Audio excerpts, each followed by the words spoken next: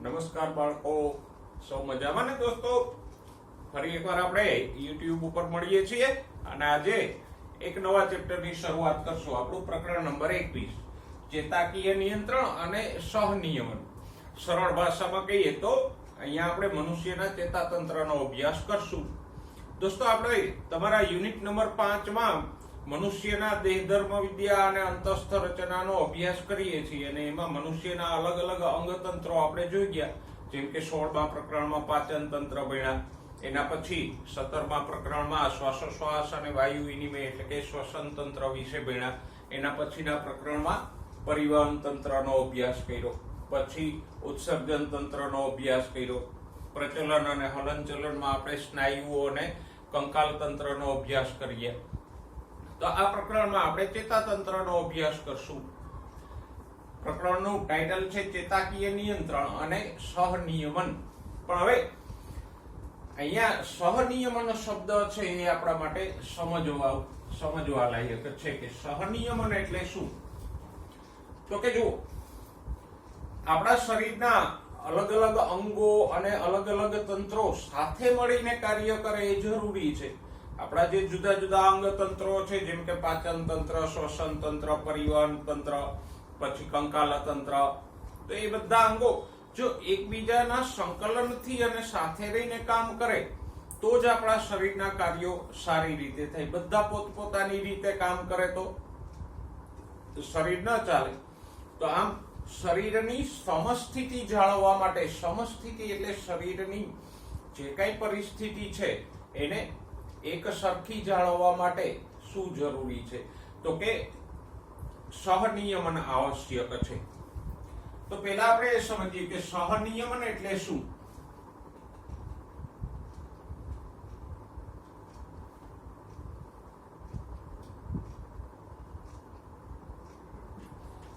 તો સરળ રીતે આપણે કહી શકીએ કે શરીરના એકથી વધારે અંગો કે અંગતંત્રો એકબીજાને પૂરક રીતે કાર્ય કરે એને શું કહેવાય? સહનિયમન.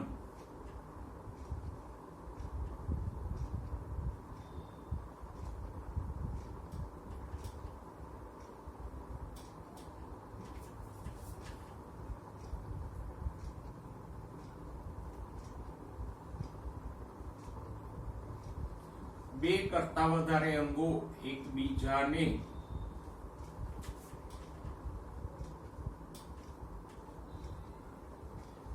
પૂરક થાય એવી રીતે, એટલે કે એકબીજાને મદદરૂપ થાય એવી રીતે, એકબીજાની વિરુદ્ધ રીતે નહીં, તો એકબીજાને પૂરક રીતે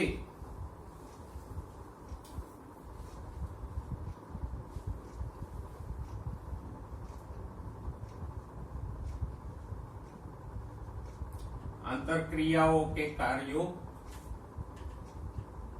કરે એવા નિયમનને શું કહેવાય? તો કે સહનિયમન.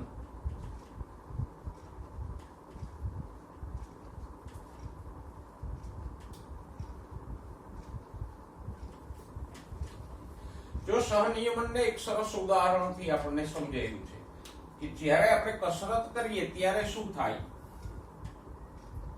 દાખલા તરીકે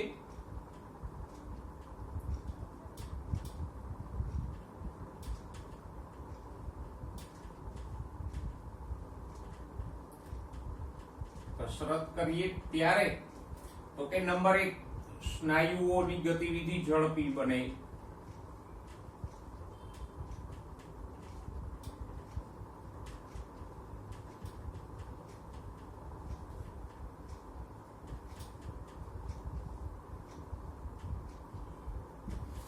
આપણે કસરત કરતા હોઈએ તો સ્નાયુઓની ક્રિયાઓ ઝડપી બને, પણ સાથે સાથે બીજા અંગો પણ એને પૂરક રીતે કામ કરશે. જો સ્નાયુઓની ક્રિયાવિધિ ઝડપી બને અને ઓક્સિજનની જરૂરિયાત વધે તો શ્વાસોશ્વાસનો દર વધે.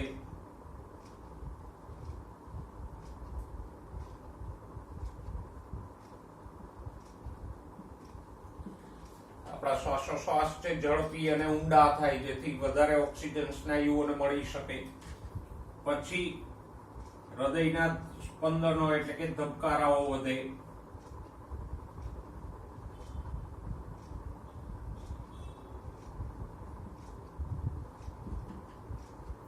એના પછી તો કે રુધિર વાહિનીઓમાં રુધિરનો પ્રવાહ વધે.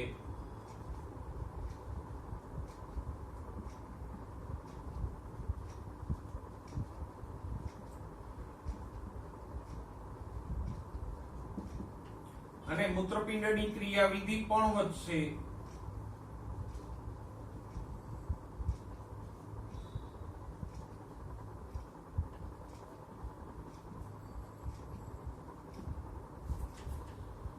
તો અહીંયા આપણે જોઈ શકીએ કે જો જુદા જુદા અંગો, દાખલા તરીકે સ્નાયુઓ, પછી શ્વાસોશ્વાસનો દર છે તો ઉરોદર પટલ વગેરે, પછી હૃદય, રુધિર વાહિનીઓ, મૂત્રપિંડ, એ બધા એકબીજાને પૂરક રીતે કામ કરે છે ને. જેમ કે સ્નાયુઓની સક્રિયતા વધી તો એને વધારે ઓક્સિજન પૂરો પાડવા માટે શ્વાસોશ્વાસનો દર પણ વધ્યો, વધારે ઓક્સિજન સપ્લાય કરવા માટે હૃદયના ધબકારા અને રુધિર પ્રવાહ પણ વધ્યો, અને સ્નાયુઓની સક્રિયતાથી જે નકામા દ્રવ્યો ઉત્પન્ન થાય એનો નિકાલ કરવા માટે અને પાણીનું પુનઃ શોષણ કરવા માટે મૂત્રપિંડની સક્રિયતા પણ વધી. તો આ બધા અંગો છે એ અરસપરસ પૂરક રીતે કામ કરે છે કે જેથી સ્નાયુઓને વધારે ઓક્સિજન અને પોષક દ્રવ્યો આપી શકાય. એવી રીતે હૃદય, ફેફસા, રુધિર વાહિનીઓ અને મૂત્રપિંડ કાર્ય કરે છે. તો આને શું કહેવાય? સહનિયમન. હવે જો સહનિયમન ન હોત તો શું થાત? તો કે સ્નાયુઓ સક્રિય થાત પણ એની પાછળ આ પ્રક્રિયાઓ ન થાત. શ્વાસોશ્વાસનો દર ન વધે, હૃદયના ધબકારાઓ ન વધે, રુધિરનો પ્રવાહ ન વધે તો શું થાય? સ્નાયુઓને થોડાક જ સમયમાં ઓક્સિજન ઓછો પડે અને ઓક્સિજનના અભાવે સ્નાયુઓ ઝડપથી થાકી જાય. તો આવી રીતે આપણા શરીરના કાર્યો બરાબર ન થાય. તો જો સહનિયમન થાય એટલે કે એક કરતા વધારે અંગો એકબીજાને પૂરક રીતે કામ કરે તો જ આપણા શરીરના કાર્યો સારી રીતે થાય અને શરીરની સમસ્થિતિ એટલે કે શરીરની જે અવસ્થા છે એ એક સરખી જળવાઈ ગઈ. તો એ સહનિયમન સમજાઈ ગયું. આનાથી આગળ આપણે વાત કરીએ તો હવે કે આપણે કસરત બંધ કરી દઈએ તો શું થાય? સ્નાયુઓની ગતિવિધિ ઓછી થાય. તો ધીમે ધીમે આપણને ખબર છે શ્વાસોશ્વાસનો દર, હૃદયના ધબકારા, રુધિર પ્રવાહ અને મૂત્રપિંડની ક્રિયાવિધિ પણ પાછા ઘટી અને નોર્મલ થઈ જશે, સામાન્ય થઈ જશે. તો આમ બધા અંગો એકબીજાને પૂરક રીતે કાર્ય કરે એને શું કહેવાય? સહનિયમન. અને સહનિયમન થવા માટે જરૂરી છે કે આ બધા અંગો એકબીજાને પૂરક રીતે કાર્ય ક્યારે કરે? તો કે આ બધાનું નિયમન કોઈ એક કે બે તંત્રો કરતા હોય તો બધાનું નિયમન અલગ અલગ થતું હોય પોતપોતાની રીતે, તો આવું સહનિયમન નહીં થાય. કોઈ એક તંત્ર છે એ જ બધાનું નિયંત્રણ કરતું હોય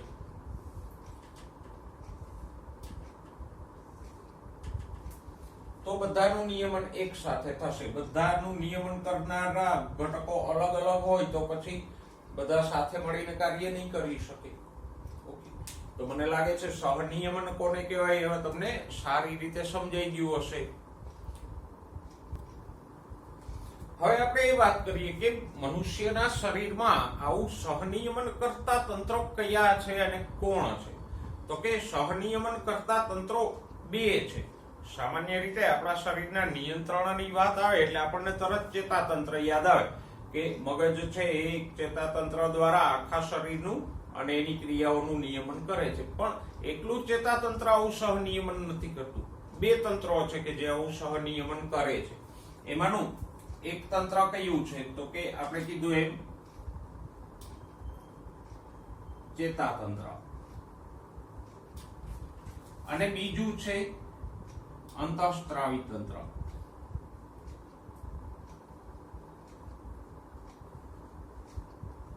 આ બંને તંત્રો સાથે મળીને આપણા શરીરના કાર્યોનું સહનિયમન કરે. હવે ચેતાતંત્ર કેવી રીતે નિયમન કરે છે? તો કે સુયોજિત ચેતાઓના જાળા દ્વારા.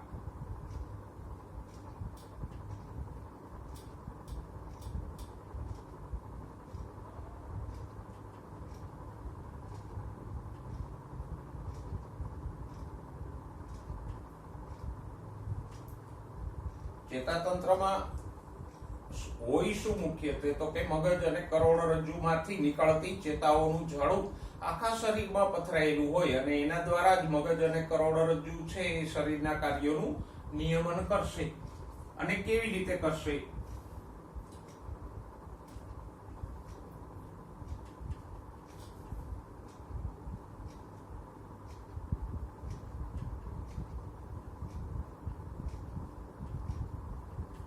નિયમન કેવી રીતે કરશે તો કે આ ચેતાઓ દ્વારા એ ઉર્મિ વેગો મોકલીને કે મેળવીને નિયમન કરે.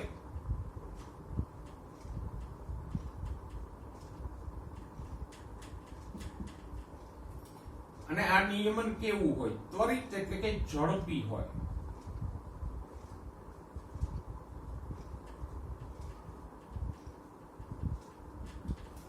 ચેતાકો દ્વારા થતું નિયંત્રણ છે, ચેતાતંત્ર દ્વારા થતું નિયંત્રણ એ ઝડપી હોય. દાખલા તરીકે આપણો સ્પર્શ કોઈ ગરમ વસ્તુને થાય છે તો સેકન્ડ કરતાંય ઓછા ભાગમાં આપણો હાથ પાછો ખેંચાઈ જાય છે ચેતાતંત્ર દ્વારા. તો એ નિયંત્રણ ઝડપી છે. આપણને કઈ ચાલવાની કે બોલવાની ઈચ્છા થાય તો આપણે તરત જ સેકન્ડની અંદર બોલીએ કે હલનચલન કરી નાખીએ છીએ. તો આવી રીતે એ ઝડપી પ્રતિક્રિયાઓ પ્રેરે છે. પણ એની અસર કેવી હોય? આ નિયંત્રણની અસર કેવી હોય? ટૂંકા ગાળાની.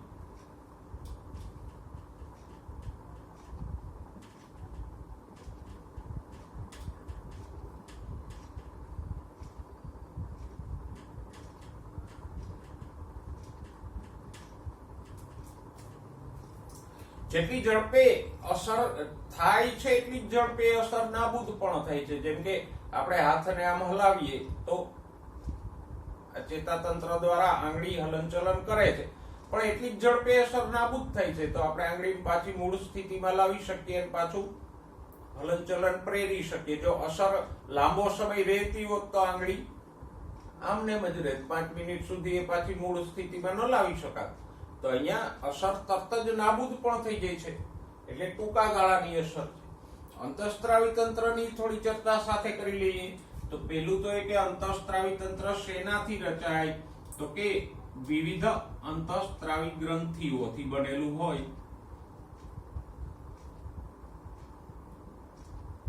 ઘણી બધી ગ્રંથિઓના નામ તમે સાંભળ્યા છે, જેમ કે પિટ્યુટરી ગ્રંથિ, થાઇરોઇડ ગ્રંથિ, પેરાથાઇરોઇડ ગ્રંથિ વગેરે. તો આવી જુદી જુદી અંતઃસ્ત્રાવી ગ્રંથિઓથી અંતઃસ્ત્રાવી તંત્ર રચાય.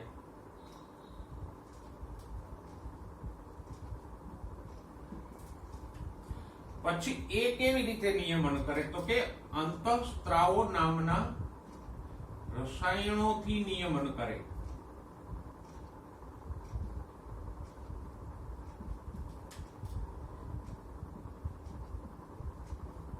આ ગ્રંથિઓમાંથી જે અંતઃસ્ત્રાવો નામના રસાયણો ઉત્પન્ન થાય એના દ્વારા એ શરીરના કાર્યોનું નિયમન કરે.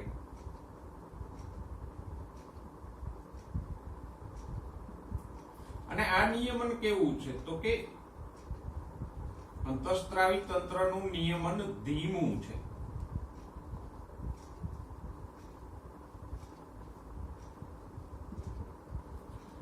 એટલે કે એની અસર તરત જ નથી થતી. ગ્રંથિમાંથી અંતઃસ્ત્રાવ ઉત્પન્ન થાય, પછી એ વહન પામીને જે તે અંગ સુધી પહોંચે અને પછી અંતઃસ્ત્રાવની અસર થાય એ દરમિયાનમાં થોડીક મિનિટોથી લઈ અને દિવસો સુધીનો સમય નીકળી જાય.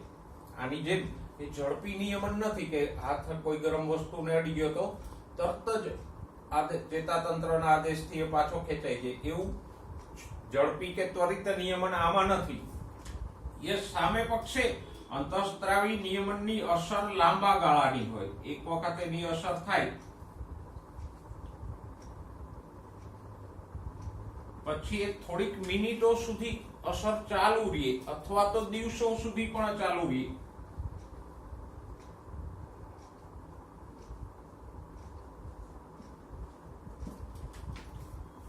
એટલે ચેતાતંત્રની અસર કે નિયમન કેવું છે? ઝડપી છે, ત્વરિત રિસ્પોન્સ આવે તરત જ. પણ એની અસર પણ ટૂંકા ગાળાની હોય, થોડીક સેકન્ડ માટે જ એની અસર રહે. જ્યારે અંતઃસ્ત્રાવી નિયમનની અસર કેવી છે? તો કે ધીમી છે પણ લાંબી ચાલે છે એ અસર.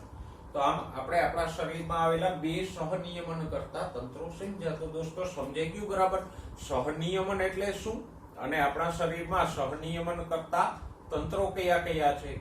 તો કે સહનિયમન કરતા તંત્રો બે છે, ચેતાતંત્ર અને અંતઃસ્ત્રાવી તંત્ર. ચેતાતંત્ર કેવું છે? તો કે ચેતાકોષો અને ચેતાઓના જાળાથી બનેલું છે. એ કેવી રીતે નિયમન કરે છે? તો કે ઉર્મિ વેગો મોકલીને કે મેળવીને એનાથી નિયમન થાય છે. એના નિયમનની સ્પીડ કેવી છે? તો કે ઝડપી નિયમન છે. અને એની અસર કેવી છે? તો કે ટૂંકા ગાળાની અસર છે. જ્યારે અંતઃસ્ત્રાવી તંત્રની વાત કરીએ તો શેનું બનેલું છે? તો કે શરીરમાં જે વિવિધ અંતઃસ્ત્રાવી ગ્રંથિઓ હોય એનાથી અંતઃસ્ત્રાવી તંત્ર રચાય. કેવી રીતે નિયમન કરે છે? તો કે આ ગ્રંથિઓ અંતઃસ્ત્રાવો નામના રસાયણો મોકલીને શરીરની વિવિધ ક્રિયાઓનું નિયમન કરે. પછી અંતઃસ્ત્રાવી નિયમન કેવું છે? તો કે ધીમું છે. એની અસર થતા વાર લાગે, પણ એની અસર એક વખત થાય પછી એ લાંબા ગાળાની અસર હોય. તો આમ આપણા બે સહનિયમન કરતા તંત્રોનો પ્રાથમિક ખ્યાલ આપણે અહીંયા મેળવ્યો. બાળકો, પ્રસ્તુત પ્રકરણમાં આપણે ફક્ત ચેતાતંત્ર વિશે જ ભણવાનું છે. આના પછીના પ્રકરણમાં આપણે અંતઃસ્ત્રાવી તંત્ર વિશે ભણશું. તો આ પ્રકરણમાં આપણે ચેતાતંત્ર સંબંધે કઈ કઈ બાબતોનો અભ્યાસ કરશું? તો કે સૌથી પહેલા તો માનવ ચેતાતંત્ર અને એના ભાગોની વાત કરશું.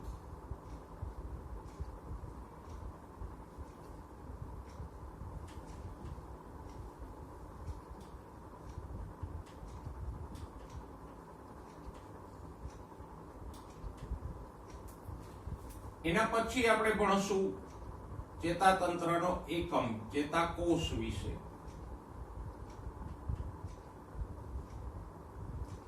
ચેતાકોષ અને એની રચનાની વાત કરશું, રચના, પ્રકારો વગેરેની. પછી ચેતાતંતુમાં ઉર્મિ વેગની ઉત્પત્તિ.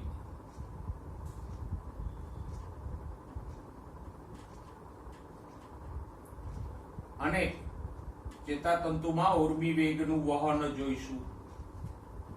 પછી તો કે ચેતોપાગમ એટલે બે ચેતાતંતુઓના જોડાણ. ચેતોપાગમ,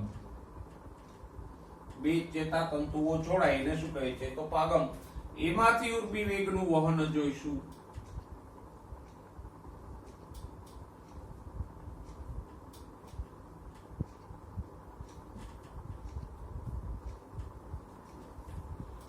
પછી તો કે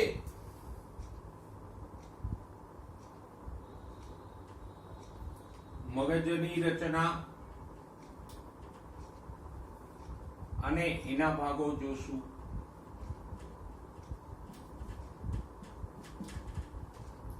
પછી કરોડરજ્જુની રચના,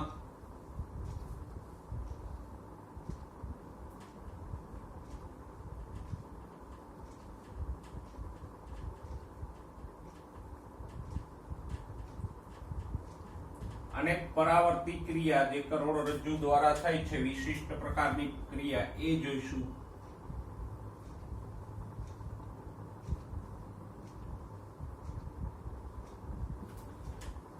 અને છેલ્લે બે સંવેદી અંગો જોઈશું.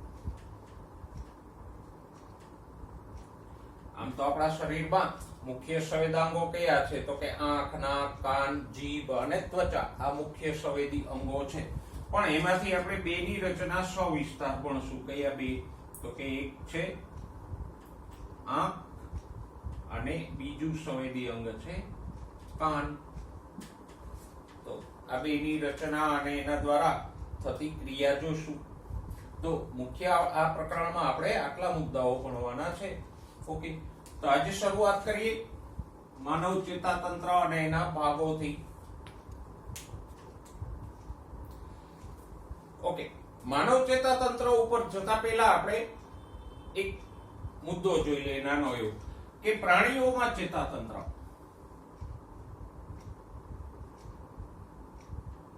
વિવિધ પ્રાણી સમુદાયોમાં ચેતાતંત્ર જોઈ લઈએ આપણે.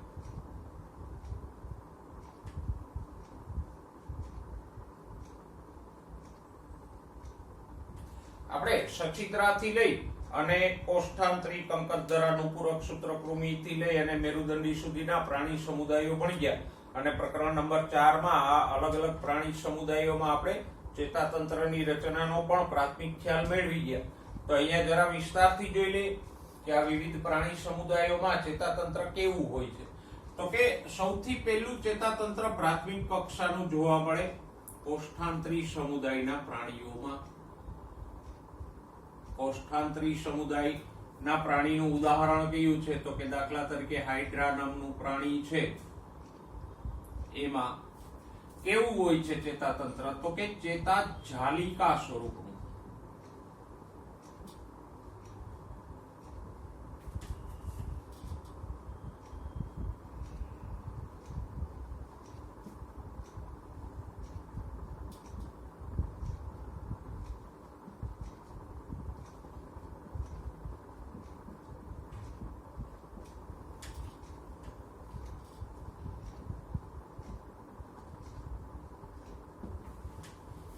તો સૌપ્રથમ આ કોષ્ઠાંતરી સમુદાયના હાઇડ્રા જેવા પ્રાણીઓમાં ચેતાતંત્ર જોવા મળશે. અને એ કેવું હોય? તો કે ચેતાજાલિકા એટલે કે ચેતાકોષોનું જાળું જ હોય. એમાં મગજ કે કરોડરજ્જુ એવું કાંઈ ના હોય, ફક્ત ચેતાકોષોનું એક જાળું પથરાયેલું હોય, એને આપણે કહીએ ચેતાજાલિકા. ઓકે, એનાથી આગળ તો કે નુપુરક સમુદાય એટલે અળસિયાનો સમુદાય, પછી સંધિપાદ એટલે વંદાનો સમુદાય, અને બીજા અપૃષ્ઠવંશીઓમાં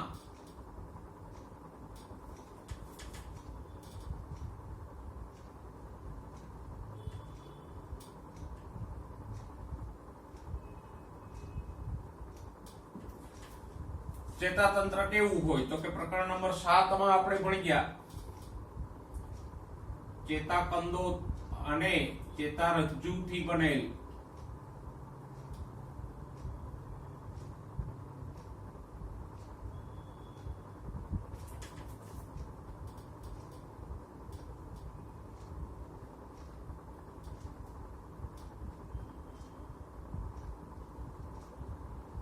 સુગઠિત અથવા સુવ્યવસ્થિત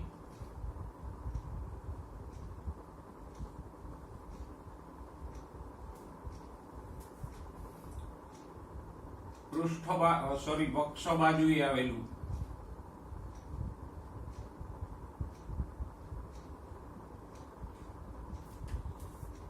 બેવડું અને નક્કર ચેતાતંત્ર હોય. એટલે કે આ પ્રાણીઓ છે નુપુરક સમુદાયથી લઈ અને આગળના પ્રાણીઓ, એમાં આવું ચેતાકંદો એટલે કે ચેતાકોષોના સમૂહોથી બનેલી ગાંઠ જેવી રચનાવાળા ચેતાકંદો અને ચેતારજ્જુથી બનેલું હોય. અને એમાં ચેતારજ્જુ ક્યાં હોય? તો કે વક્ષ તરફ હોય, આપણી જેમ પૃષ્ઠ તરફ ન હોય. ઓકે, નેક્સ્ટ જોઈએ તો પૃષ્ઠવંશીઓ અથવા તો મેરુદંડીઓમાં કેવું હોય? મનુષ્યનો સમાવેશ છે એ મેરુદંડી સમુદાયમાં જ થાય. તો એમાં ચેતાતંત્ર કેવું હોય? તો કે એમાં મગજ અને કરોડરજ્જુ ધરાવતું હોય.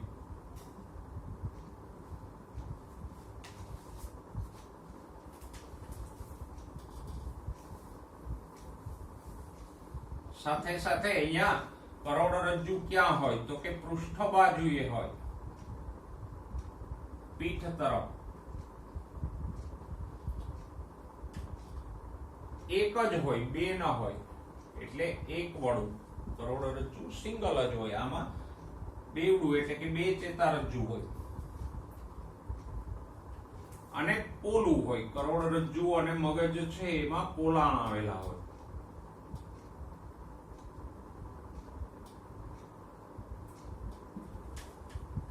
તો આમ વિવિધ પ્રાણી સમુદાયોમાં આપણે ચેતાતંત્રને આ રીતે 3 ભાગોમાં વહેંચી શકીએ કે કોષ્ઠાંતરી પ્રાણીઓમાં ફક્ત ચેતાજાલિકા સ્વરૂપનું ચેતાતંત્ર હોય, અપૃષ્ઠવંશીઓમાં તો કે એમાં ચેતાકંદો અને ચેતારજ્જુથી બનેલું વ્યવસ્થિત સુગઠિત ચેતાતંત્ર હોય, જેમાં ચેતારજ્જુ છે એ વક્ષ તરફ હોય, બેવડી એટલે બે ચેતારજ્જુઓ હોય અને નક્કર હોય. જ્યારે મેરુદંડીઓ કે પૃષ્ઠવંશીઓમાં મગજ અને કરોડરજ્જુથી બનેલું પૃષ્ઠ બાજુએ આવેલું એકવળું અને પોલું ચેતાતંત્ર હોય. તો આમ અલગ અલગ પ્રાણી સમુદાયોમાં આપણે આ ત્રણ રીતે ચેતાતંત્રોને વર્ણવી શકીએ. બાળકો, હવે વાત કરીએ માનવ ચેતાતંત્ર અને એના ભાગોની, કારણ કે આ પ્રકરણમાં આપણે માનવ ચેતાતંત્ર વિશે જ ભણવાનું છે. આ તો વચ્ચે થોડાક બીજા પ્રાણીઓ વિશે આપણે જાણી લીધું પ્રાથમિક રીતે. તો હવે માનવ ચેતાતંત્ર અને એના ભાગોની વાત કરીએ. તો માનવ ચેતાતંત્રમાં બે ભાગો જોવા મળે. માનવ ચેતાતંત્રના બે ભાગો આપણે પાડી શકીએ.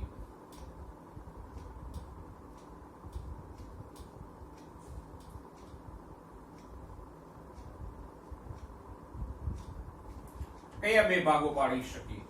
તો એક છે CNS અને બીજો ભાગ છે PNS.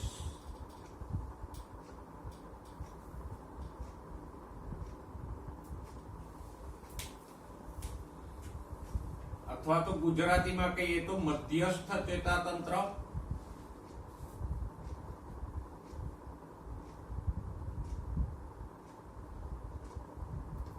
એટલે CNS, સેન્ટ્રલ ન્યુરલ સિસ્ટમ.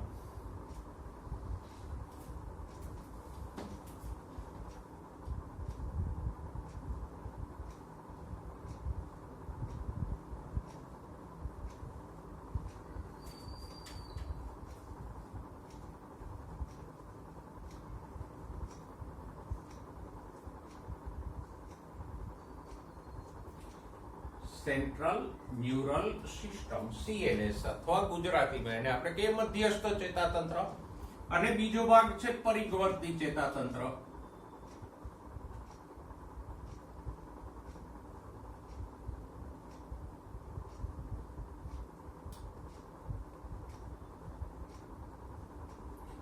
એને કહીશું PNS. અને PNS એટલે તો કે પેરિફેરલ ન્યુરલ સિસ્ટમ.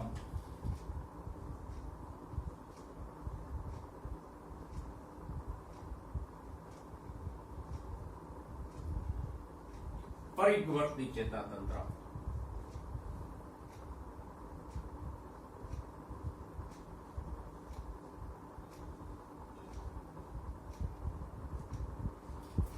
તો માનવ ચેતાતંત્રને આપણે આ બે ભાગોમાં વહેંચી શકીએ. મધ્યસ્થ ચેતાતંત્ર એટલે CNS, પરિવર્તી ચેતાતંત્ર એટલે કે PNS માં. જો એ કોને કહેવાય તો કે મધ્યસ્થ ચેતાતંત્રમાં બે અંગોનો સમાવેશ થાય.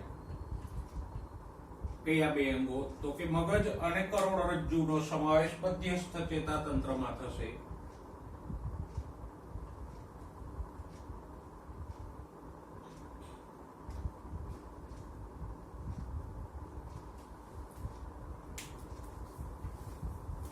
જ્યારે પરિવર્તી ચેતાતંત્રમાં તો કે પરિવર્તી ચેતાતંત્રમાં મગજમાંથી નીકળતી મસ્તિષ્ક ચેતાઓ અને કરોડરજ્જુમાંથી નીકળતી કરોડરજ્જુ ચેતાઓનો સમાવેશ થાય. અથવા તો આપણે એમ કહી શકીએ કે CNS છે એ પાવર હાઉસ છે અને એમાંથી જે વાયરો નીકળે છે એ શું છે? PNS. મગજ અને કરોડરજ્જુ CNS મધ્યસ્થ ચેતાતંત્ર છે અને મગજમાંથી અને કરોડરજ્જુમાંથી આખા શરીરમાં જે ચેતાઓ પ્રસરે છે એ શું થયું? પરિવર્તી ચેતાતંત્ર. તો પરિવર્તી ચેતાતંત્રમાં કોનો સમાવેશ થાય? મસ્તિષ્ક ચેતાઓ અને કરોડરજ્જુ ચેતાઓનો સમાવેશ થાય. હવે પરિવર્તી ચેતાતંત્રને આપણે એની કાર્યપ્રણાલીના આધારે બે ભાગોમાં વિભાજિત કરી શકીએ. અમુક ચેતાઓ છે એ સ્વયંવર્તી નિયમન કરે છે અને અમુક ચેતાઓ ઐચ્છિક નિયમન કરે છે કે જેને આપણે કહીશું દૈહિક ચેતાતંત્ર.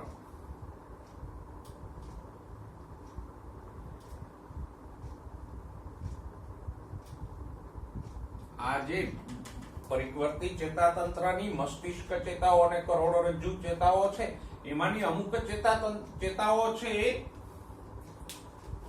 કંકાલ સ્નાયુઓનું ચેતાકરણ કરે, અને આ ચેતાઓ કેવી છે?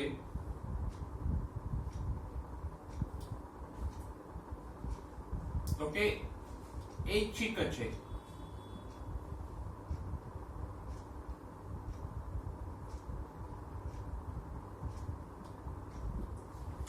અને એટલે જ કંકાલ સ્નાયુઓ આપણી ઈચ્છા અનુસાર કામ કરે છે, ને આપણે એને ઐચ્છિક સ્નાયુઓ કહીએ છીએ. શા માટે? તો કે એમાં જે ચેતાઓ ફેલાયેલી છે એ કેવી છે? ઐચ્છિક છે. તો આ જે ચેતાઓનો ભાગ છે કે જે ઐચ્છિક એટલે આપણી ઈચ્છા અનુસાર નિયમન કરે છે, એનો સમાવેશ દૈહિક ચેતાતંત્રમાં થશે. બીજી અમુક ચેતાઓ છે એ સ્વયંવર્તી છે. તો એ ભાગને શું કહેશું? સ્વયંવર્તી ચેતાતંત્ર.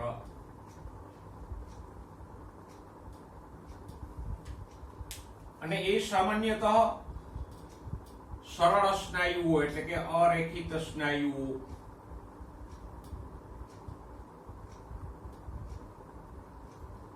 અને આંતરિક અંગો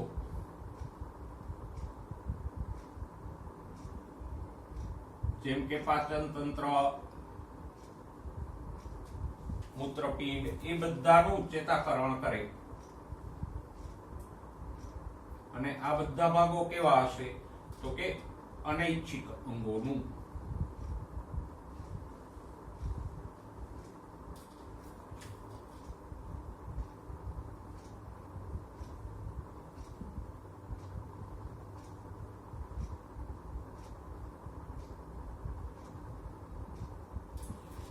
તો પીએનએસ નો જે ભાગ છે એ કંકાલ સ્નાયુઓ અને ઐચ્છિક ક્રિયાઓનું નિયમન કરે છે, એને આપણે કહીશું દૈહિક ચેતાતંત્ર. અને જે ભાગ સરળ સ્નાયુઓ અને આંતરિક અંગોનું અનૈચ્છિક નિયમન પ્રેરે છે એને કહીશું સ્વયંવર્તી ચેતાતંત્ર. પછી આગળ ઉપર સ્વયંવર્તી ચેતાતંત્રના બે ભાગો પડશે.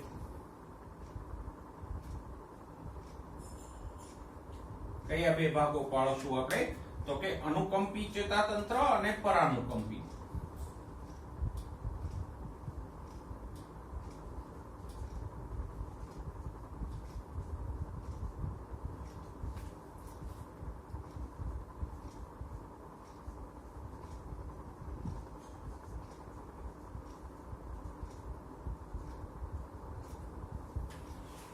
આગળ આપણે જોઈશું કે અનુકંપી ચેતાતંત્ર છે એ સ્વયંવર્તી ભાગ જ છે, પણ એ શરીરની ક્રિયાઓને ઝડપી બનાવે. જ્યારે પરાનુકંપી ચેતાતંત્ર છે શરીરની ક્રિયાઓની ઝડપ ઘટાડીને એને સામાન્ય બનાવશે. એની ચર્ચા આપણે આગળ કરશું. ઓકે, તો માનવ ચેતાતંત્રમાં કેટલા ભાગો પડે? મધ્યસ્થ ચેતાતંત્ર અથવા સેન્ટ્રલ ન્યુરલ સિસ્ટમ CNS, અને પરિવર્તી ચેતાતંત્ર એટલે પેરિફેરલ ન્યુરલ સિસ્ટમ PNS. મધ્યસ્થ ચેતાતંત્રમાં કોનો સમાવેશ થાય? તો કે મગજ અને કરોડરજ્જુનો સમાવેશ થશે. પરિવર્તી ચેતાતંત્રમાં કોનો સમાવેશ થાય? તો કે મગજમાંથી નીકળતી મસ્તિષ્ક ચેતાઓ અને કરોડરજ્જુમાંથી નીકળતી કરોડરજ્જુ ચેતાઓનો સમાવેશ PNSમાં થશે. એના પાછા આપણે કાર્ય પદ્ધતિના આધારે બે ભાગ પાડીએ. જો આમ કરોડરજ્જુ ચેતા અને મસ્તિષ્ક ચેતા એવા બે ભાગ નથી પાડતા. જે ઐચ્છિક નિયમન કરે છે એનો સમાવેશ આપણે દૈહિક ચેતાતંત્રમાં કરશું, અને જે ભાગ સ્વયંવર્તી નિયમન પ્રેરે છે એ સ્વયંવર્તી ચેતાતંત્ર. પછી સ્વયંવર્તીમાં પણ બે ભાગો પાડશું, અનુકંપી અને પરાનુકંપી ચેતાતંત્ર. હવે અહીંયા આપણા માટે વિશેષ અગત્યનું કયું છે નિયમન માટે? તો કે આ મધ્યસ્થ ચેતાતંત્ર. શા માટે? તો કે CNS છે એ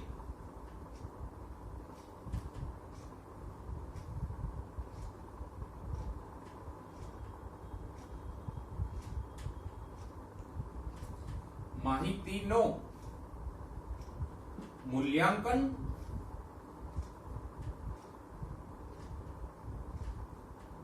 એટલે કે અર્થઘટન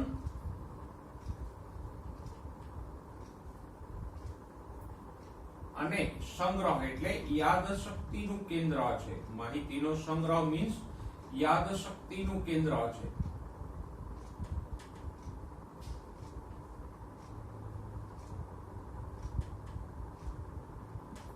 એટલે કે આ આ જે ભાગો છે મગજ અને કરોડરજ્જુ CNS ના, એ જ બધી માહિતીનો સંગ્રહ પણ કરે, એટલે કે યાદ પણ રાખે અને એનું મૂલ્યાંકન એટલે અર્થઘટન પણ કરે. ફોર એક્ઝામ્પલ, આપણી સામે આ ઓબ્જેક્ટ આવે, પદાર્થ આવે આપણી નજર સામે, તો દ્રષ્ટિ ચેતાઓ છે એ આ પ્રતિબિંબને ક્યાં લઈ જાય? મગજમાં લઈ જાય. પછી મગજ એનું મૂલ્યાંકન કરશે અગાઉની યાદશક્તિના આધારે કે આ શું છે, તો કે આ વ્હાઇટ બોર્ડ માર્કર છે, એનો ઉપયોગ શું છે, તો કે એનાથી બોર્ડ ઉપર લખી શકાય. સામેથી ધારો કે કોઈ પ્રાણી આવતું હોય તો આંખ દ્વારા એ પ્રાણીનું પ્રતિબિંબ કે માહિતી છે એ મધ્યસ્થ ચેતાતંત્ર સુધી પહોંચે. પછી મધ્યસ્થ ચેતાતંત્ર એનું અર્થઘટન કરે કે આ પ્રાણી શું છે, તો કે આ કૂતરું છે. કૂતરું તો છે, પણ કેવી રીતે આવે છે, તો કે આ તો હાવ હાવ કરતું આવે છે, બટકું ભરવા આવે છે. તો એ અર્થઘટન કોણ કરે? અને પછી પ્રતિચાર, એટલે કે તો હવે આપણે શું કરવું જોઈએ, તો કે આપણે મુઠ્ઠી વાળીને ભાગવું જોઈએ. તો આ બધું અર્થઘટન અને પ્રતિચાર કોણ પ્રેરે? મધ્યસ્થ ચેતાતંત્ર. પરિવર્તી ચેતાતંત્ર તો ફક્ત એ માહિતીનું વહન કરશે કે કૂતરાનું પ્રતિબિંબ છે એનું આંખ સુધી મગજ સુધી એ માહિતી મોકલશે. પછી મગજમાંથી ભાગવાનો આદેશ આવશે તો એ આદેશને સ્નાયુઓ સુધી લઈ જઈને ભગાડવાનું કામ કરશે. એ અર્થઘટન નહીં કરે કે યાદશક્તિ આમાં હોતી નથી. તો CNS શું કરે છે? મધ્યસ્થ માહિતીનું મૂલ્યાંકન એટલે અર્થઘટન કરે કોઈ પણ બાબતનું અને એને યાદ રાખવાનું કાર્ય કરે. ઉપરાંત એ પ્રતિચાર એટલે પ્રતિક્રિયા પણ પ્રેરે. આપણે કીધું ને કે આ કૂતરું કરડવા આવે છે તો ભાગો, તો એ ભાગવાની પ્રતિક્રિયા કોણ પ્રેરે? આ CNS. તો આ દ્રષ્ટિએ CNS છે આપણા માટે વધારે અગત્યનું છે. ઓકે, આ તો આપણે ચેતાતંત્રના મુખ્ય ભાગો જોયા. હજુ જો નીચે તમને આ મુદ્દામાં એક વધારાનો શબ્દ આપ્યો છે, કોષ્ઠાંતર કે અંતરંગીય ચેતાતંત્ર. એ કોઈ અલગ ભાગ નથી.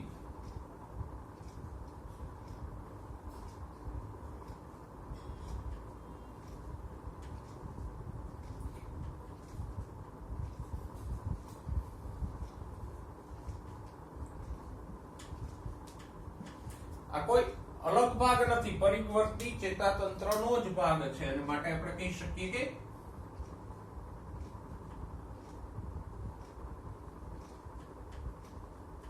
પરિવર્તી ચેતાતંત્રનો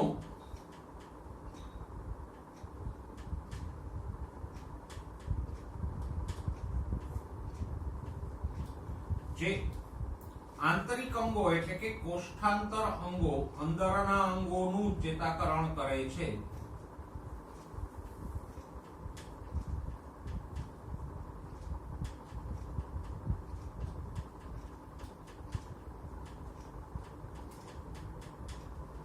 એ ભાગને શું કહેવાય?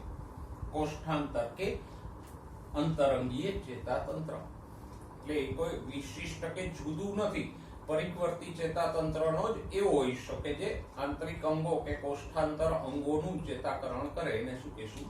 કોષ્ઠાંતર કે અંતરંગીય ચેતાતંત્ર. અને એ શેનો બનેલો હોય?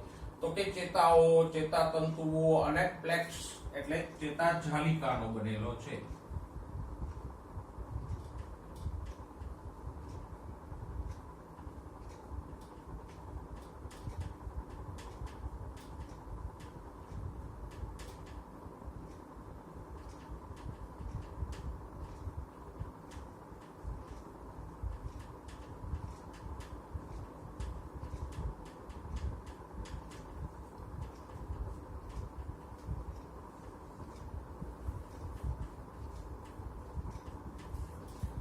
આટલા હિસ્સાને આપણે કહીશું કોષ્ઠાંતર ચેતાતંત્ર. ઓકે, તો આપણે ચેતાતંત્ર અને એના ભાગોની વાત કરી. આ ભાગોને આપણી નોટમાં એઝ ઇટ ઇઝ વ્યવસ્થિત રીતે નોંધી લેશું. હવે દોસ્તો જોઈએ ચેતાતંતુના પ્રકારો. આ જે ચેતાઓ છે ચેતાતંતુઓથી બનેલી હોય છે. ચેતાઓની વાત આપણે કરી, મસ્તિષ્ક ચેતા અને કરોડરજ્જુ ચેતાઓની એ ચેતાતંતુઓથી બનેલી હોય, પણ ચેતાતંતુમાં ઉર્મિ વેગનું વહન વન વે થાય, એટલે કે એક જ દિશામાં થાય. એક જ ચેતાતંતુ છે એ બે દિશામાં ઉર્મિ વેગનું વહન કરી શકે નહીં. તો પછી ચેતાતંતુઓ બે પ્રકારના થશે. અમુક ચેતાતંતુઓ છે એ કેવા છે, તો કે અંતર્વાહી છે.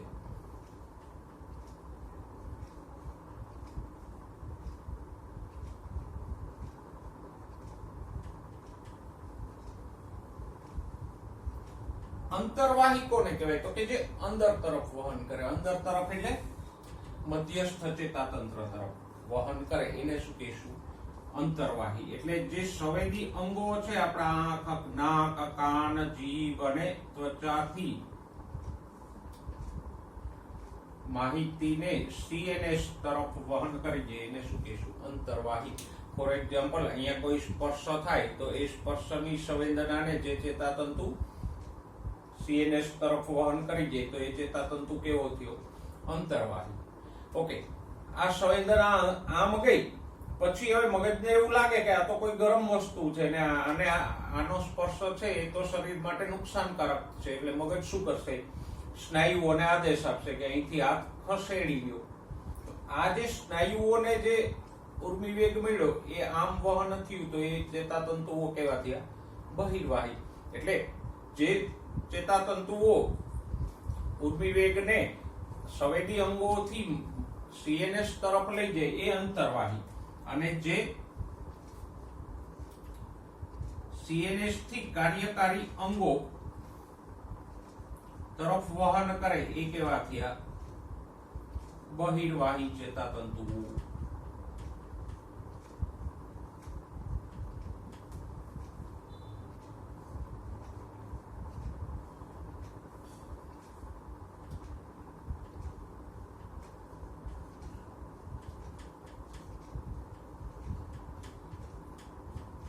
કાર્યકારી અંગો એટલે સ્નાયુઓ કે ગ્રંથિઓ.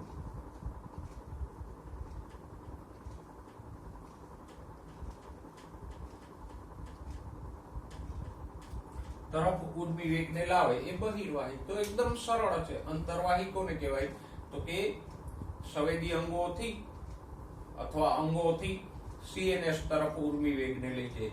અને બહિર્વાહી ચેતાતંતુઓ કોને કહેવાય, તો કે જે સીએનએસ થી બીજા અંગો કે ભાગો સુધી વહન કરે એ બહિર્વાહી. આમ ચેતાતંતુના આપણે આ બે પ્રકારો જોયા, એકદમ સરળ છે. અને બે પ્રકારના ચેતાતંતુઓ શા માટે છે, તો કે ચેતાતંતુમાં ઉર્મિ વેગનું વહન એક જ દિશામાં થઈ શકે, બે દિશામાં ન થઈ શકે. એવું ન થઈ કે અહીંથી ઉર્મિ વેગ આમ જાય અને એક ચેતાતંતુમાં પાછો ઉર્મિ વેગ આમ પણ આવે, એવું ના થઈ શકે. એટલે બે પ્રકારના ચેતાતંતુઓ છે. હવે જોઈએ દોસ્તો ચેતાકોષ. કારણ કે ચેતાકોષ છે એ જ ચેતાતંત્રનો રચનાત્મક અને ક્રિયાત્મક એકમ છે. તો પછી આપણે ચેતાતંત્રને સમજવું હોય કે કેવી રીતે કાર્ય કરે છે તો સ્વાભાવિક છે આપણે પહેલા તો એના એકમ એટલે કે ચેતાકોષ વિશે ભણવું જોઈએ ને, તો આપણને આગળનું સમજાય. જોઈએ ચેતાકોષની રચના તદ્દન સરળ છે. ચેતાકોષની રચનામાં 3 ભાગો હોય. એક ભાગ છે કોષકાય.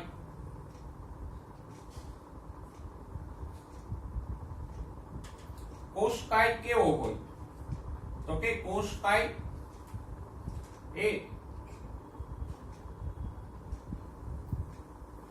કોષ કેન્દ્ર, લાક્ષણિક અંગિકાઓ, જે ચેતાકોષમાં અંગિકાઓ હોય, બીજા કોષમાં અંગિકાઓ હોય, કણાભસૂત્ર, ગોલ્ગી કાય એવી અંગિકાઓ ધરાવે છે.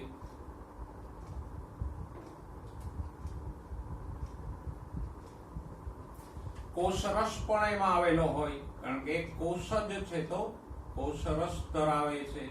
અને એક વિશિષ્ટ પ્રકારની રચના એમાં હોય એ છે નિઝલની કણિકાઓ.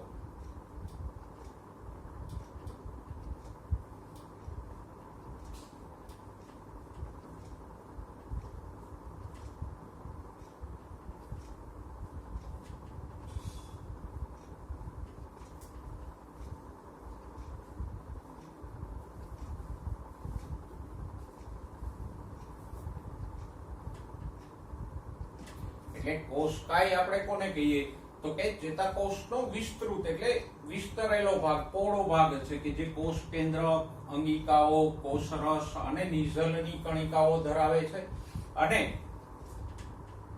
ચેતાકોષની બધી જ ચયાપચયની ક્રિયાઓનું નિયમન કરે છે. કારણ કે એની અંદર કોષ કેન્દ્ર છે તો પછી કોષની બધી ક્રિયાઓનું નિયમન કોણ કરશે? કોષકાય.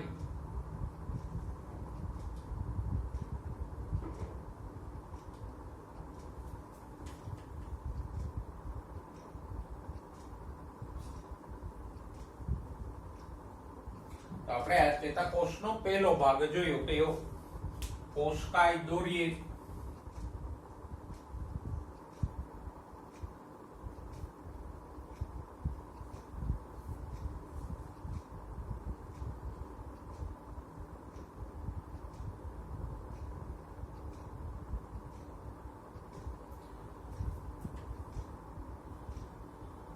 એની અંદર આમ કોષ કેન્દ્ર હોય,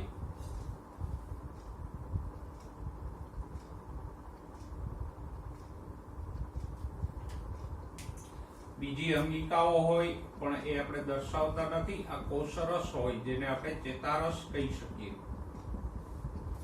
સાથે સાથે વિશિષ્ટ પ્રકારની નિઝલની કણિકાઓ આ કોષરસના પરિવર્તી ભાગમાં હોય. નિઝલની કણિકાઓ છે બેઝોફિલિક કણિકાઓ છે.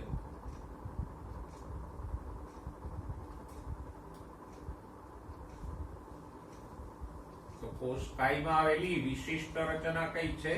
આ નિઝલની કણિકાઓ.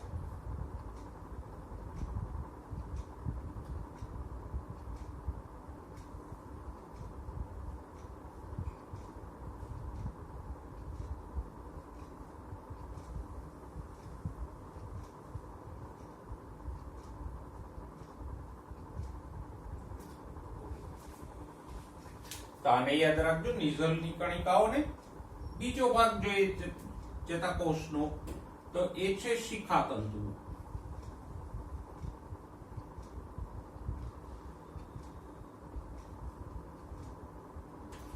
શિખાતંતુઓ કેવા છે તો કે કોષકાયમાંથી નીકળતા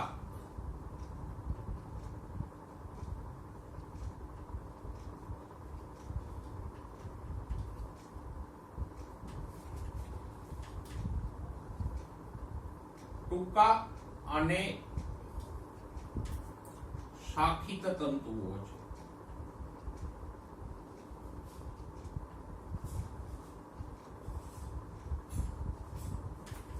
કોષકાય છે તો એમાંથી આવા ઘણા બધા પ્રવર્તો નીકળે કે જે આમ અનેકવાર શાખિત હોય. એની બે શાખાઓ પડે, પછી બે માંથી આગળ પાછી શાખાઓ નીકળે, એમ ઘણી બધી વાર શાખિત હોય.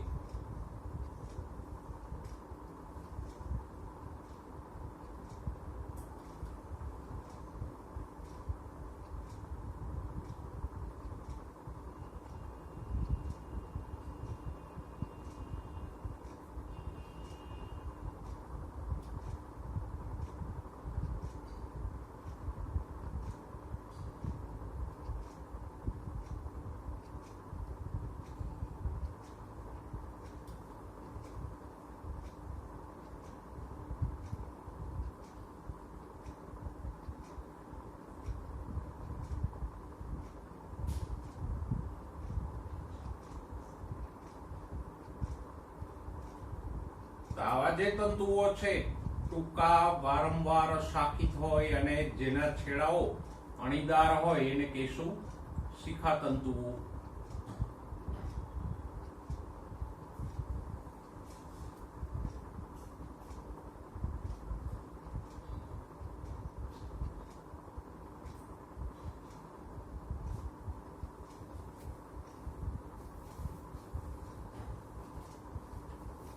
તો આ થયો ચેતાતંતુનો બીજો ચેતાકોષનો બીજો ભાગ શિખાતંતુઓ.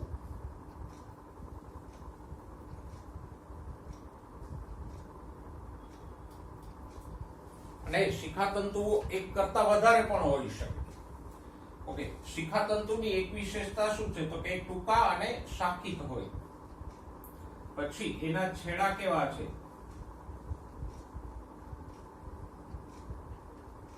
અણીદાર છેડાવાળા છે મોટે ભાગે, એટલે કે વધારે પહોળા છેડાઓ ન હોય. અને ખાસ આ શિખાતંતુઓ છે એ પણ નિઝલની કણિકાઓ ધરાવે છે.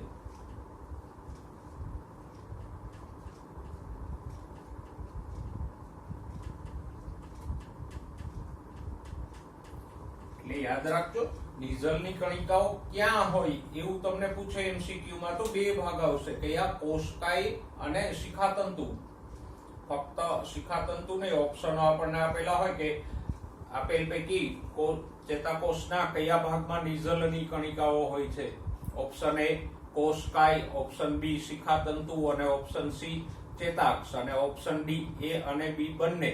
તો ભૂલથી કોષકાય ઉપર આપણે ટીક નહીં કરીએ, સાચો જવાબ આવશે એ અને બી બંને, એટલે કે કોષકાય અને શિખાતંતુ બંનેમાં નિઝલની કણિકાઓ હોય. ઓકે, ત્રીજો ભાગ છે ચેતાકોષનો ચેતાક્ષ. ચેતાક્ષ છે પણ એક ચેતાકોષનો પ્રવર્ધજ છે.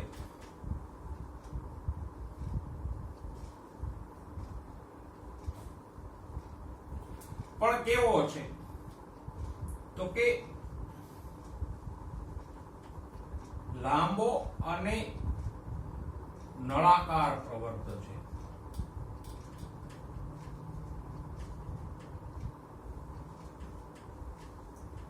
કોષકાયમાંથી નીકળતો આ ભાગ છે, આ પ્રવર્ધ કે તંતુ છે, લાંબો હોય અને ઘણો બધો લાંબો પણ હોઈ શકે. આ જો એવું જરૂરી નથી કે આ શિખાતંતુઓ ને ચેતાક્ષ છે આટલા જ હોય એમ. ઘણીવાર તો એક જ ચેતાકોષ છે મગજથી લઈ અને અહીંયા સુધી પ્રસરેલો હોય તો એના તંતુઓ ઘણા લાંબા હોઈ શકે, અને આને જ કહેવાય ચેતાતંતુ. તો આ છે ચેતાક્ષ.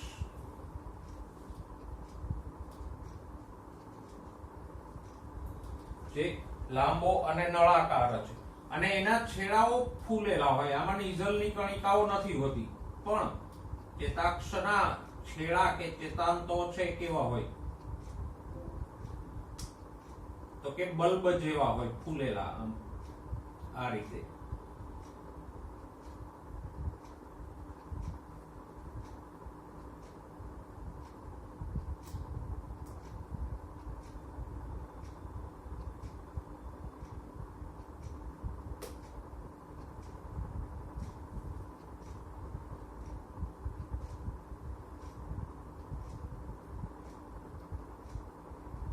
આવા ફૂલેલા છેડાઓ હોય. આ ફૂલેલા છેડાને કહેશું ચેતાંત. ચેતાનો અંત એટલે કે છેડો.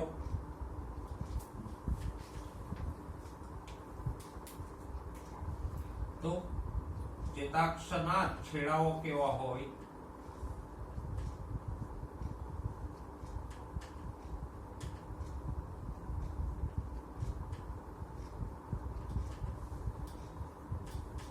અને આ ફૂલેલા છેડાઓમાં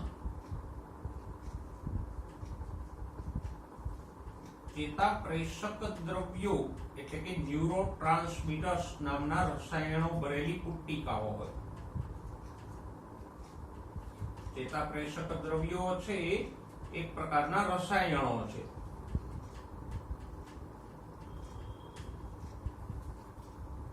અને આ ચેતાપ્રેષક દ્રવ્યો શું કરે તો કે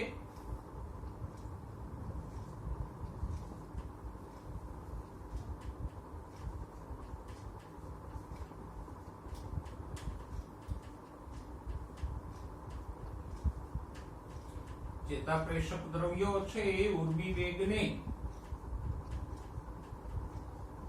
ચેતોપાગમ એટલે કે બે ચેતા તંતુઓનું જોડાણ અથવા તો ચેતા સ્નાયુ સંધાન એટલે ચેતા તંતુ અને સ્નાયુનું જોડાણ.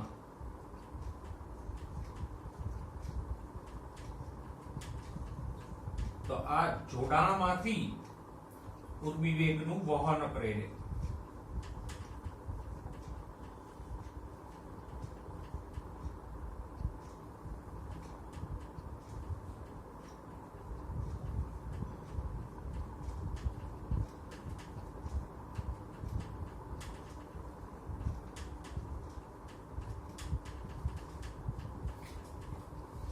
તો આ ચેતાપ્રેષક દ્રવ્યો જે ચેતાક્ષના છેડામાં આવેલા હોય એ મહત્વના છે, કારણ કે એના દ્વારા ચેતામાંથી સ્નાયુમાં અને એક ચેતાતંતુમાંથી બીજા ચેતાતંતુમાં ઉર્મિવેગ જઈ શકે.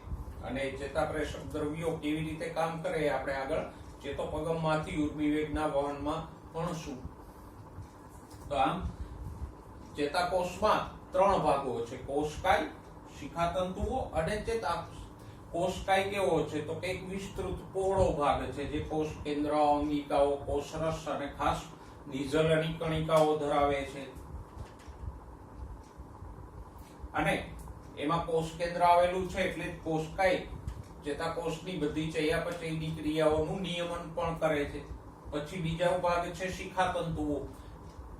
આ બધા કે જે કોષકાયમાંથી નીકળતા ટૂંકા અને શાખિત પ્રવર્તો છે. એના છેડાઓ અણીદાર હોય અને એમાં પણ નિઝલની કણિકાઓ હોય. અને ત્રીજો ભાગ છે ચેતાક્ષ કે જે એક જ હોય, લાંબો અને નળાકાર પ્રવર્ત છે. અને એના છેડાઓ ફૂલેલા હોય. અને આ ફૂલેલા છેડાઓમાં શું હોય? ચેતાપ્રેષક દ્રવ્યો કે ન્યુરોટ્રાન્સમીટર નામના રસાયણો ભરેલી પુટ્ટિકાઓ હોય આ છેડાઓની અંદર. અને એ ન્યુરોટ્રાન્સમીટર શું કરે તો કે આ ન્યુરોટ્રાન્સમીટર છે એ ચેતોપાગમ કે ચેતાસ્નાયુ સંધાનમાંથી ઉર્મિવેગનું વહન કરે. એટલે કે ચેતામાંથી સ્નાયુમાં કે એક ચેતાતંતુમાંથી બીજા ચેતાતંતુમાં ઉર્મિવેગનું વહન કોણ કરશે? આ ચેતાપ્રેષક દ્રવ્યો કે ન્યુરોટ્રાન્સમીટર્સ. તો આમ આપણે અહીંયા ચેતાકોષની પ્રાથમિક રચનાની વાત કરી. તો દોસ્તો, ચેતાકોષની રચના વિશે આપણે જે ભણ્યા એને તમારી નોટમાં નોંધી લેજો. અને હવે એ જ મુદ્દામાં તમને બીજો એક મુદ્દો પણ આપ્યો છે. તમારી બુકમાં આખી રચના સળંગ આપી છે, પણ આપણે એના 3 ભાગ પાડશું. એક ચેતાકોષની રચના જોઈ, હવે ચેતાકોષના પ્રકારોની વાત કરી. તો ચેતાકોષના એના પ્રવર્ધોની સંખ્યાના આધારે 3 પ્રકારો પડે. કયા? તો કે પહેલો પ્રકાર છે એક ધ્રુવીય ચેતાકોષ.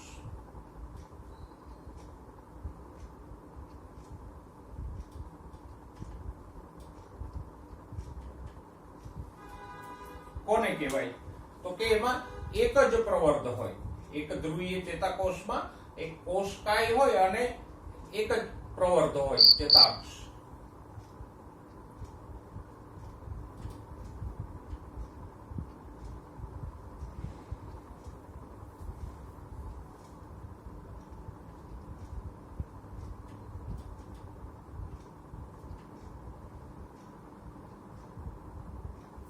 કંઈક આવું આ કોષકાય છે.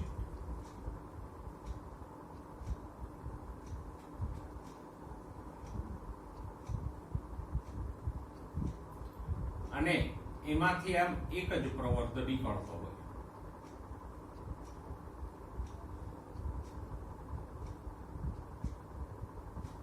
તો આ એક ધ્રુવીય ચેતાકોષ થયું. અને ક્યાં હોય તો કે ગર્ભની અંદર આવા ચેતાકોષો હોય.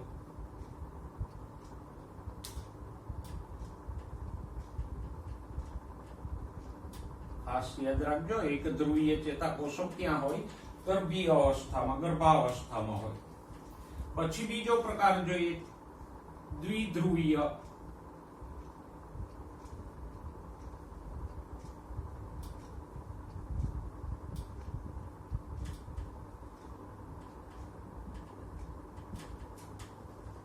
કોને કહેવાય દ્વિધ્રુવીય ચેતાકોષો? તો કે એમાં 2 પ્રવર્ધો હોય. 2 પ્રવર્ધો કયા? તો કે એક શિખાતંતુ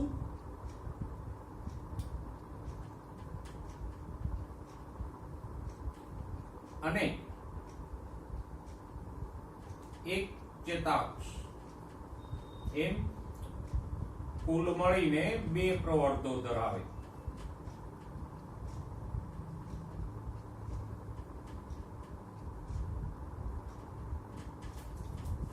જેમ કે આ રીતે જુઓ,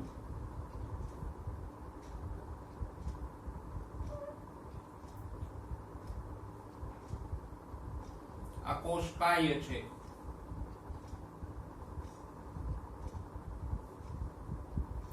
આ શિખા તંતુ છે,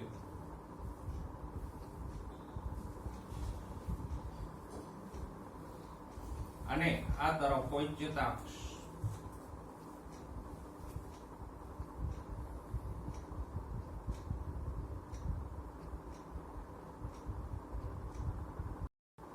તો બે પ્રવર્તો ધરાવે, એક અને આ બે. અને આવા ચેતાકોષો ક્યાં હોય? તો કે આંખના નેત્રપટલમાં આવેલા હોય.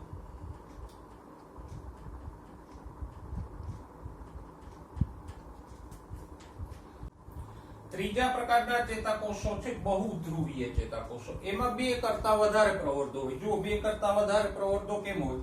તો કે એક ચેતાક્ષ હોય અને બે થી વધારે શિખાતંતુ હોય.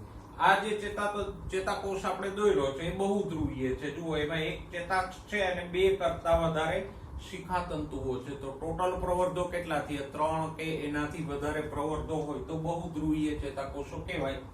અને ક્યાં આવેલા હોય? મસ્તિષ્ક બાહ્યકમાં. તો આપણે પહેલા ચેતાકોષની રચના જોઈ અને એના પછી ચેતાકોષના 3 પ્રકારો જોયા. કયા 3 પ્રકારો છે? દરેક પ્રકારનો ચેતાકોષ કેવો હોય અને ક્યાં આવેલો હોય એ યાદ રાખજો અને તમારી નોટમાં આકૃતિ સાથે નોંધી લેશો. તો દોસ્તો, આજે આપણે માનવ ચેતાતંત્રના ભાગો અને ચેતાકોષ વિશે માહિતી મેળવી.